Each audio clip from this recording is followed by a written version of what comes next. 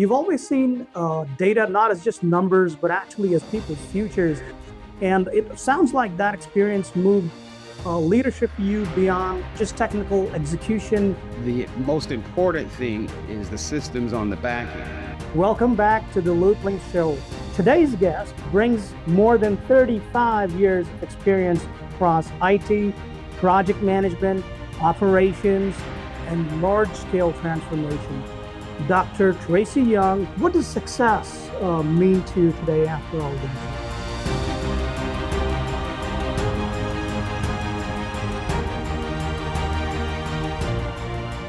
Welcome back to the LoopLynks Show, where we explore the journeys of leaders who don't just build careers, but reshape how organizations grow, operate, and lead. Today's guest brings more than 35 years of experience across IT, project management, operations, and large-scale transformation. Dr. Tracy Young has worked in high-stakes environments where systems affected thousands of lives, from enterprise operations to projects tied to the United States Army's personnel systems. But what makes his perspective absolutely unique is how he sees technology not just as machinery, but as a human responsibility. This is a conversation about leadership, about systems, about transformations, and why the best organizations are built when people and process finally work together in sync. Dr. Tracy, I'd like to welcome you to the LoopLynks Show. Thank you, sir, for being here. It's a pleasure to have you. Thank you for having me. I'm honored to be here today. Thank you. Thank you, sir. Dr. Tracy, I would like to start at the very beginning because we've seen careers in technology, they begin in extremely unexpected ways. And you've spent more than 3 decades in IT and transformation. So what is it that first drew you to this world? And even more, what kept you here so long? Well, I'll take you back to my childhood. My mother worked in data entry and computers back in the 60s and early 70s. And what she would do, that was during the mainframe time when they had the old punch cards, which was the data language transfer. So she would bring that work home, and what I would do would, as playtime, I would throw the cards up in the air and sit there and try to figure out how to put that language back together again. And with punch cards, all of the holes had to align. So you would stack the cards, restack them, shuffle them, put them all back together and hold them up to the light. And in doing so, if the light shines through all the holes, then you got the program language correct. If there was one off, and trust me, you could tell that something was off, you had to find that card, reshuffle it, and go from there. I didn't go to school for IT. I went to school for leadership and management and business. And that, computers were kind of an afterthought for me because I just didn't see a long-term future in it. Ergo, 35 years in the industry, that kind of morphed over time. Most of my training has been self-taught or taking some certification courses here and there, which allowed me to grow my talent and stay in the industry so long. Wow, that image of the punch cards flying through the air and learning that kind of patience to reshuffle and have them all aligned, that's totally amazing. And it just, kind of seems symbolic in shaping your entire career. Do you feel that these early lessons also shaped the way you approached leadership as a whole later on in life? Absolutely, absolutely. One of the things we say at LT3 Leadership Solution is patience with a process. Without a process, you have no direction. Correct. And over the course of my career, we always had, a blueprint or a plan, but you had to allow that process to work, which again goes back to patience. And as the process worked, yes, you had bumps along the ways. Yes, you got discouraged. Yes, you wanted to quit and through frustration, but just being patient and truly sticking to the plan, that allows most companies to be successful. Absolutely. I couldn't agree more. And you, as a person, you've worked in extremely high stakes environments, and these were related directly to the Army and their personnel systems. So, how did that experience with the Army early on shape your understanding of, responsibility? Because that was a high responsibility position and decision making as a whole. Discipline. Discipline. That's what the Army shared with me early on in my brief period in the Army of 6 years. But I am married to Brigadier General Tracy B Young, and we met in the military, and we've spent 30 plus years in marriage. But I've always been associated with the military, working off and on in different contract and DA civilian roles.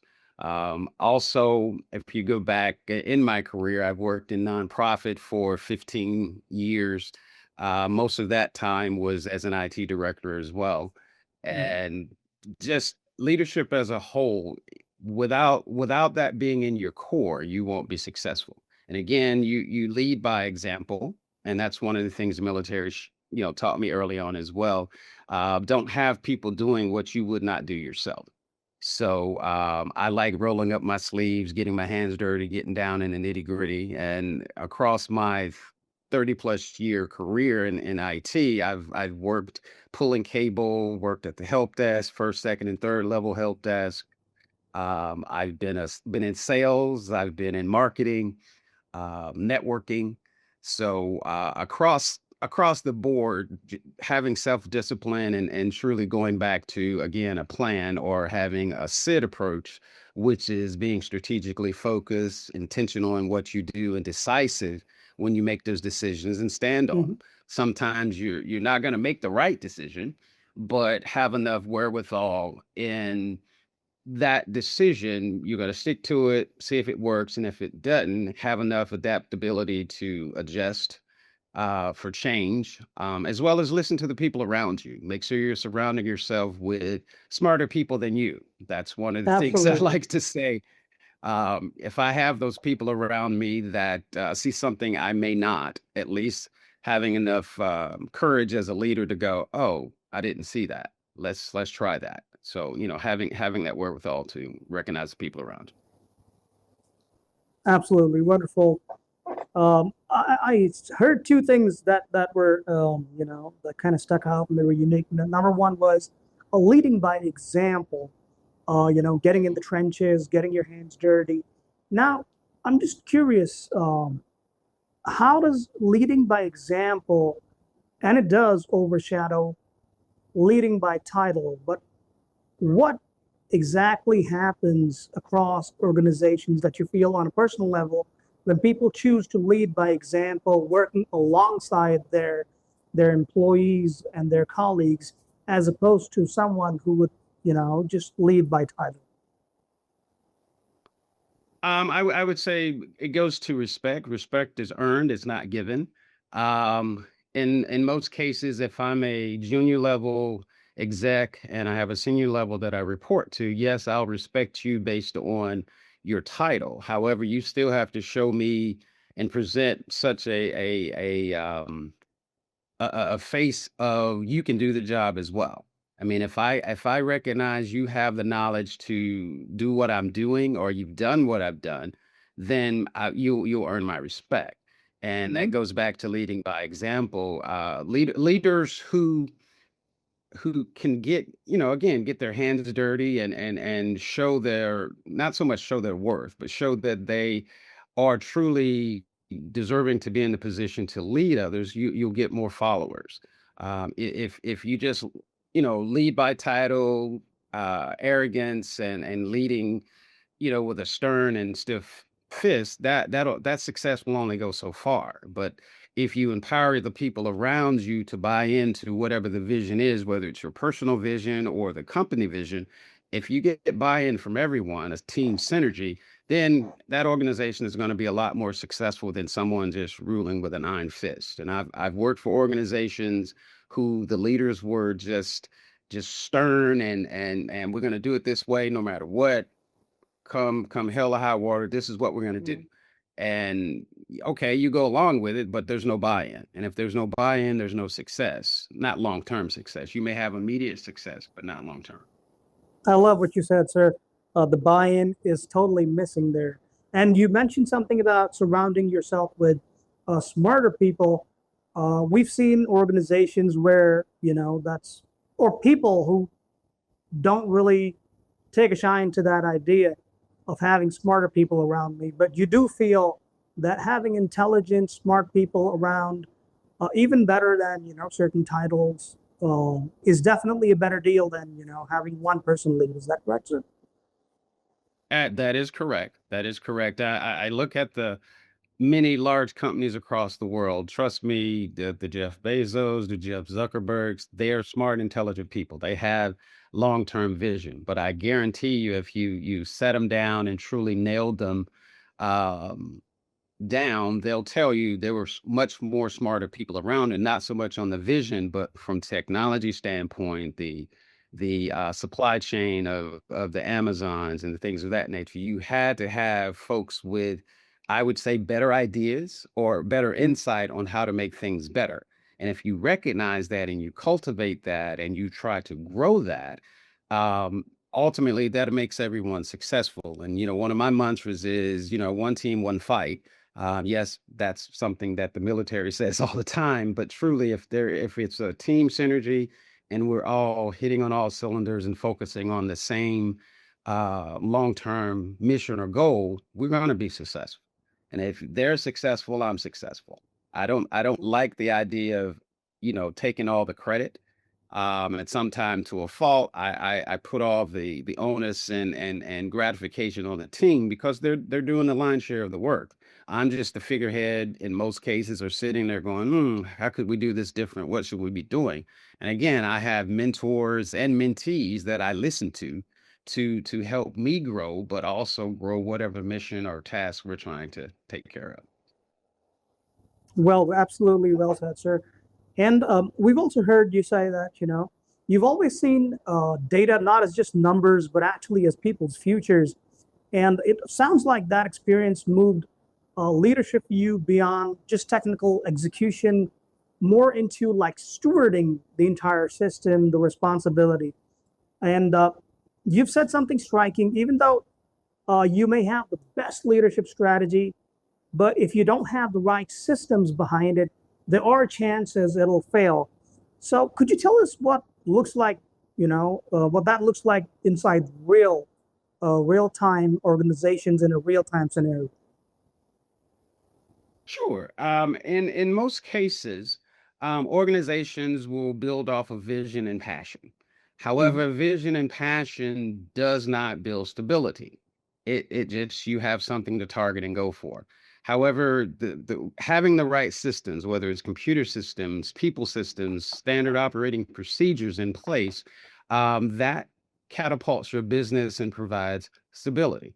When I say, right structures, I talk to a lot of small businesses or startups and entrepreneurs who, again, are operating off passion. They have all the resources, but they're still not scalable and thriving.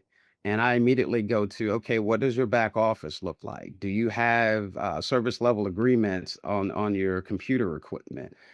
Do you have standard operating procedures in place? And some, oh yeah, I got standard operating procedures in place, but they haven't been updated in, 3, 4, 5, 6, 7, 10 years, if depending on the how long that company's been in existence. So I look at standard operating procedures as fluid documents. Yes, you have a core, but as time and technology changes, you have to change some of those operating procedures to grow and scale your businesses. Right, absolutely. I couldn't agree more. You've got to evolve with the time. And in your experience, sir, where do you feel that most organizations they go wrong? Could it be leadership, executions, or is it the systems that they have in between? All three that you just stated are key components. Leadership, systems, organizational culture. All of those play a pivotal role in the success of the organization. I would carefully say that if the systems aren't correctly installed or put in place, then you don't have stability or long-term success.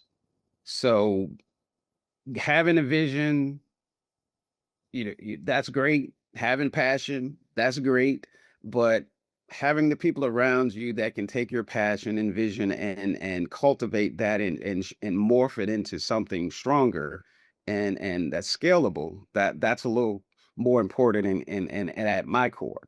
I think the most important thing is the systems on the back end. Again, if you don't have the right technology or you're not embracing technology as it changes, then you will eventually be left on the sidelines wondering what happened. AI is the big buzzword in our industry today right now, and I would tell anyone, yeah, it's taking jobs, it's doing this, it's doing that, but go to the core, find out how it can help your business, how it can make you money while you sleep, how it can take your vision and morph it into something you hadn't thought about. And still you have to do the research on the industry standards, how your industry is growing depending on the specific field you're working in and out of. But using technology to your advantage has always been a key component of my career. Right, absolutely. So basically, it's kind of a very smooth mix of vision and the right leadership, and both of those using technology to the advantage of the organization and people.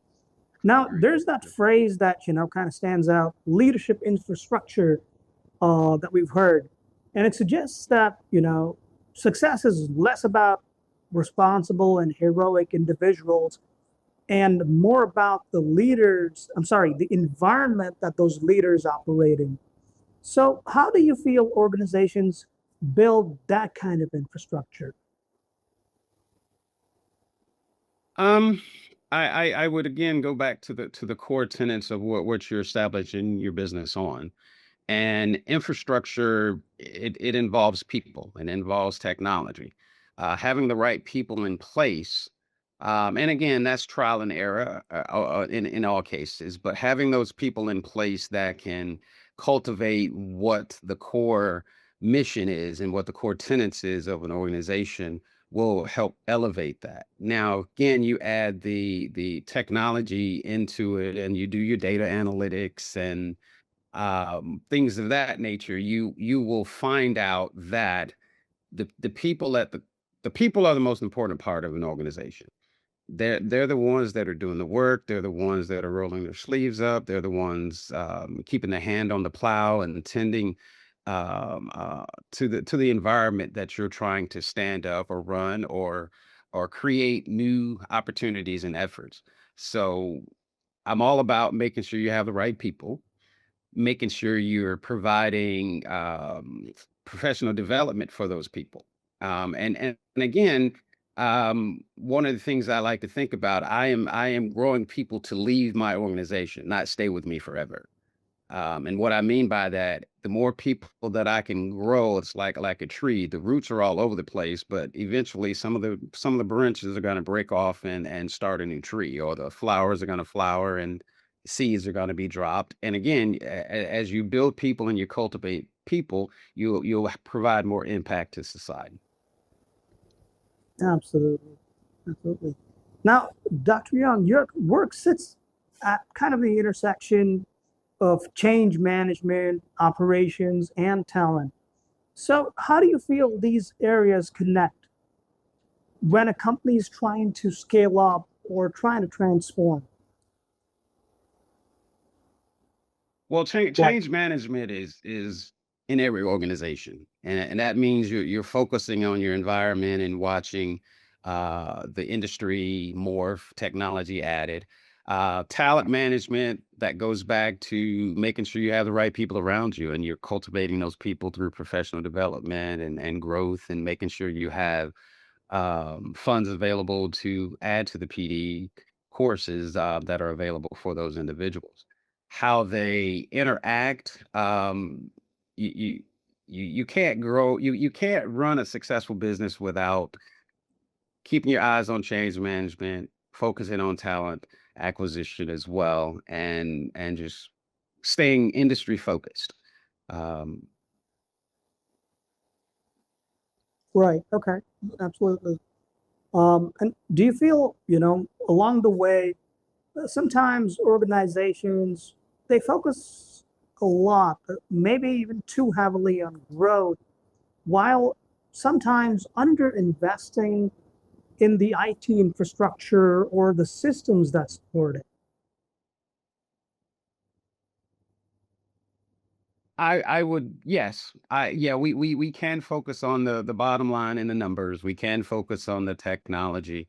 However, as we've been discussing thus far, talent acquisition is key. Having the right people. I keep going back to the people. People. No organization can run without people. Yes, they can be replaced with technology. However, you still have to have some individuals there to make sure the technology is truly meeting the needs of the organization as well as the mission.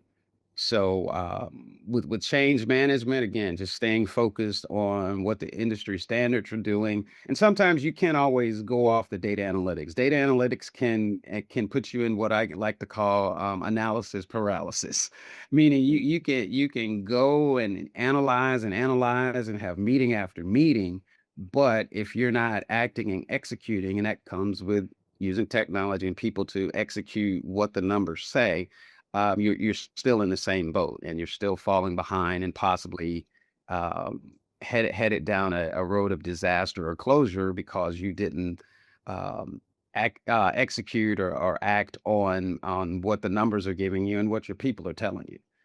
Keep your hand or your fingers on the pulse of the organization. You can't do that with machines. You have to do that with the personnel you have around you. Absolutely right. Correct. And would you happen to have any anecdote to that effect, like anything that you can remember that may have happened, where people were just focused on, just growing and getting the bottom line up and not really investing in technology, the support IT infrastructure and all that? Anything that you may recall? I I recall a couple of examples, and I'm laughing because there's about 3 or 4 that kinda popped in my head as you were asking that question. The one that stands out to me most, we had a I worked for a organization who kind of grew from mom and pop to a $20 million organization, had a $20 million infrastructure, which sounds, daunting. Oh, wow, they had a $20 million infrastructure. However, their primary focus was not on technology. It was on making sure the folks that were doing the donating and their vendors, making sure the vendors were happy. Well, in doing so, we kind of lost sight of our overall mission internally, and that was to make sure we had the true or the correct infrastructure to support all the different vendors we had. And at that point, our vendor base was about 40,000 vendors that we were supporting. And again, you had to have a robust infrastructure to communicate and cultivate that size of a vendor membership. And again, losing sight of that, we kind of fell behind in technology, and we ended up spending more than what we should have to catch up and keep up. And as far as the IT infrastructure, again, we grew so fast that we were operating on 1 and 2 year equipment, and we were 7 and 8 to 9 years down the road in the organization, and we never updated the servers, network infrastructures, moving to T1 lines and things of that nature. So we had to do a an emergency quick influx of cash to morph and change over our systems to make sure we could handle the demand of our vendor base. Wow, that could actually lead to a total collapse if not handled. Thank you for that anecdote, Dr. Tracy. Doctor, since we were talking about heavily investing in systems as opposed to, heavily investing in the bottom line and improving business volume as opposed to the systems that support it. How do you feel that, organizations and management personnel can find that perfect or say sweet spot in between investing in systems and technology and business growth? I would say it, it's a happy balance, or it's a fine line. Obviously, you're in business to make money. So, Correct. focusing on the bottom line is key. That is important. However, having the right systems, using the right technology, you should base that on the industry that you're in, obviously. But you can't do things without email. You can't do things without the proper storage, whether it's cloud storage or you have a server farm at your organization. So I think the backbone of any organization is making sure that the proper investment goes into the technology and having the right equipment and infrastructure in place to have a sustainable business as well as a scalable business. Um, adding the right people, again, that's the balance where you have to find that right balance. You have to hire the right people that are going to make you successful, excuse me. And eventually it's you go through a trial and error. And again, I don't hire people to stay with me. I hire people to grow and cultivate and allow them to move on, but we learn something in the process. Right. And as organizations transform over the entire life cycle, and you may have seen a lot of these transformation experiences, but is there one experience as such that permanently changed how you personally perceive and think about technology and leadership together? I would go back to early in my career. I worked for Procter and Gamble. I was actually on the assembly line. We made Pepto Bismol, and we didn't understand the importance of technology then. But we had computers all over the place. But we were kind of segregated where you focused on the mechanics and the machines. We have a technology team that'll come in and make adjustments to the computers. And I became one of the bridges between the two because we had technology folks having all the knowledge and doing the analytics, but they never worked out on the security line. I mean the production line. They never worked out there. So they didn't know what we knew from the production line and vice versa. So as early on in my career, again, being a bridge, I was able to hold both balls in each hand. And it allowed me to make my transition to the IT community by understanding what happens out on the lines. I can kind of relay that information or be the go-between if the technology team didn't understand something, or if the packing production folks didn't understand something. I was that bridge in between. So that's kind of how I actually got my start in technology outside of playing with the punch cards for my mom. Okay, cool, cool. Do you feel that sometimes organizations still misunderstand the true purpose of technology? I don't know if misunderstanding would be the right way to categorize it. Fear of technology tends to have folks think of the worst. And again, if you cultivate the technology, if you truly put it in place and train your people, bring in the right people, it'll dispel that fear. And if you embrace it, it'll allow you to grow and be scalable. If you dismiss it, you won't grow and eventually you won't be in business. So Right, absolutely. And as we're seeing today happening all over the world globally, is that a lot of companies are investing extremely heavily in AI, automation, digital tools. So, where do you feel organizations most often misunderstand the role of IT in solving real world hands on business problems? hmm, that's a good question. I like that. I would akin it to understanding that your IT community all aren't in the AI world.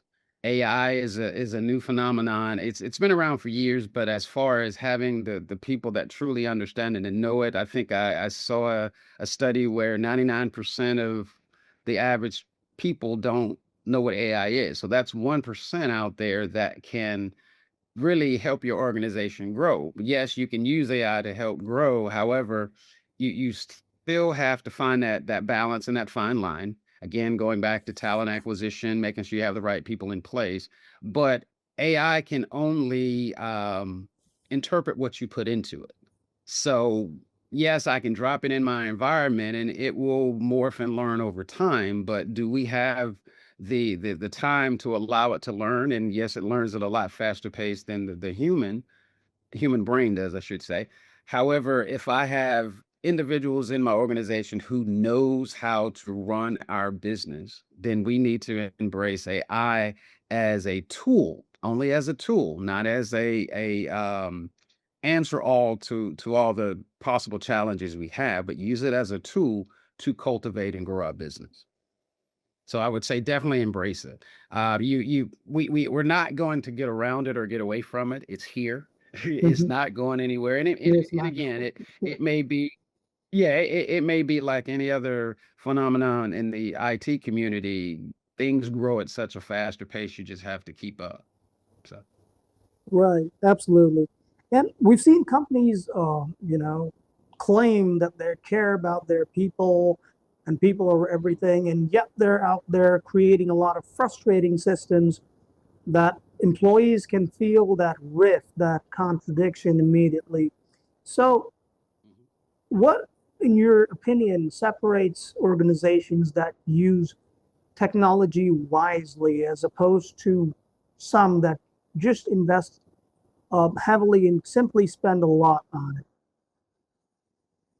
I would go to empowering your people and making sure you're providing professional development to stay up on the technology. Again, empowerment goes to ownership of the mission, the vision, the outcomes, the deliverables, and using technology to aid and help you do that. That's key. That's critical. Right. And specifically at LT3 Leadership Solutions, your focus is optimizing the leadership um, and system driven growth, I believe. So, what kind of long term impact are you trying to create through this work of yours? Primary, business optimization. Again, we like to come into organizations, sit with the folks doing the work, sit with leadership and the stakeholders, and identify the challenges. I don't call them problems. I don't call them issues. I call them challenges because you're already successful because you're still in business after 1 year, 5 years, 10 years. So we like to come in and optimize what you're currently doing by talking to the folks in the trenches, the folks doing the work. And as we talk to them, we don't say your system is broken or your system's not working. We say, okay, here's changes that we need to make. And it's all in how we couch it and present it to leadership or the stakeholders, that we get buy-in. It doesn't always work, but that's our kind of our blueprint to how we come into organizations and really validate what they're doing, evaluate how we can make it better, and we provide solutions. We don't come in and do the work. We come in with a plan and add professional development to get the training for your folks if training is needed. It could be just updating your standard operating procedures, moving a trash can a little closer, or taking this old outdated system out and putting in a newer system, a new tool to make it better for your environment. Right. And that's what leads to our optimization plan. Yes. Absolutely. So, we could probably say that, um, holistic organizational growth would be a blend of humans flourishing in the organization, getting developed, as opposed to IT evolving alongside. Would that be accurate? 100%. Okay, 100%. Yes, sir. right. Yes, sir. Because LoopLynks is kind of built on the idea that that is the kind of leadership that people should exhibit, and that kind of leadership and legacy deserves to be seen. It needs to be celebrated. It needs to be shared with other people. So, how does that idea of such leadership being celebrated, being acknowledged, and showcased, resonate with your own life's journey? I've been in situations where we did an awesome job. We did a great job in my mind and in my team's mind, but we weren't um, properly acknowledged. The senior leadership got the acknowledgement with the board of directors because the bottom line grew, but the board of directors and that senior leadership did not do what we were doing in the trenches. So I think it's very important to again go back to making sure your people are empowered, making sure you're celebrating them, celebrate the things outside of work that they accomplish, not just in the office. The growth of their kids, going to college, making people feel a part. That's the key to growing your team, increasing team synergy, and making sure that they feel a part of the family. Yes, people come and go, and we lose family members all the time from our teams. However, it's important to make sure they feel empowered and accepted, and they're growing. And like any big brother or sister, you're gonna have your disputes, but you deal with them as we do. And again, all conflict can't be resolved, but it can be managed. That's one of the things we say at LT3 Leadership Solutions. All conflict can't be resolved, but it can be managed. And that's an important key. And as long as it's managed in the proper way, hey, the team will keep growing and the synergy will stay in place. Absolutely. Um, so, when you look back at your own life's journey and your own path, so you know, people evolve, people change, their perspectives change. So, what does success mean to you today after all these years? Wow. Success is been a journey. It's Hmm, definitely been a journey. it's a Even journey. coming up through grade school, I always fought the imposter syndrome, and I'm sure there are many watching this podcast will identify with that at some point in their lives. I was not the most academic sound student in school, but yet I completed my doctorate last year, and I never ever put that as a target of mine. It was, hey, just graduate high school, got finished with high school. Wow, let's just get out of college and let's go get a job. And that's kind of what I was reared on in my humble beginnings back in Fountain in South Carolina, a little small town of about 25 or 3,500 people. It's now morphed into something even bigger. Mhm. But again, that's what was instilled in me. Go to college, come out and get a job. But I never thought about being an entrepreneur till recent years. And I watched my parents and my wife's parents. They've always been in that entrepreneur realm, but they called it a side job or a side hustle. So my success today has been on their shoulders, making sure I was provided for to get to college, and then it was on me to get through college, and just recently finishing my doctorate. So it was a you know that's where I am. I'm happy, but I'm still driving and pushing forward to embrace even more things to come. Okay. Do you feel that, one could say success and legacy could not really just being recognized or getting to certain titles, but actually knowing that you built teams or systems or complete structures that will help people long after you're gone, and they will remember that this is your contribution? Do you feel your legacy can be considered that? Yes, 100%. I mean, if I had to choose, I would rather choose to be unknown and provide systems that are impacting the community, helping the community long after I'm gone. That's more important to me. I like to say I live in the shadows. If you know my wife and our dynamic, she's kind of the person out front because of the career she's had in the military, and folks gravitate to her. But she will tell you, without the family support, without me traveling with her or behind the camera or doing the productions and things of that nature, her success would kind of be short lived as far as the industry we're in today.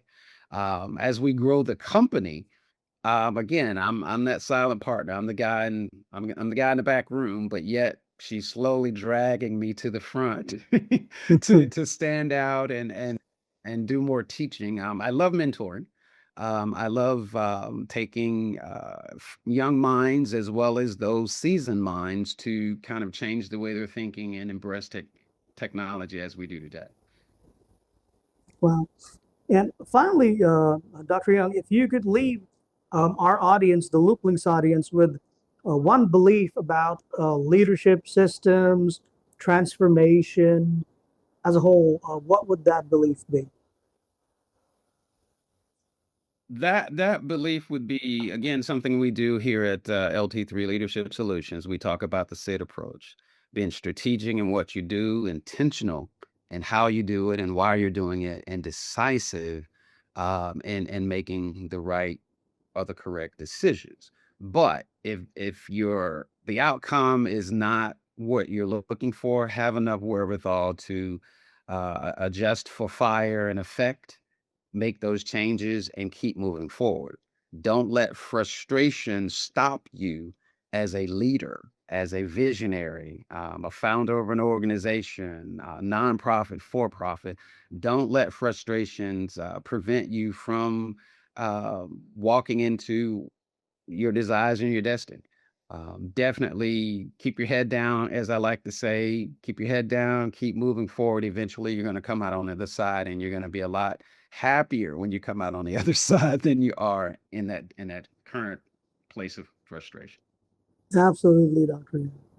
Well, what stands out from this conversation is that transformation is never just about technology. It's about removing friction. It's about giving people their time back. And it's about building systems that allow human potential to thrive.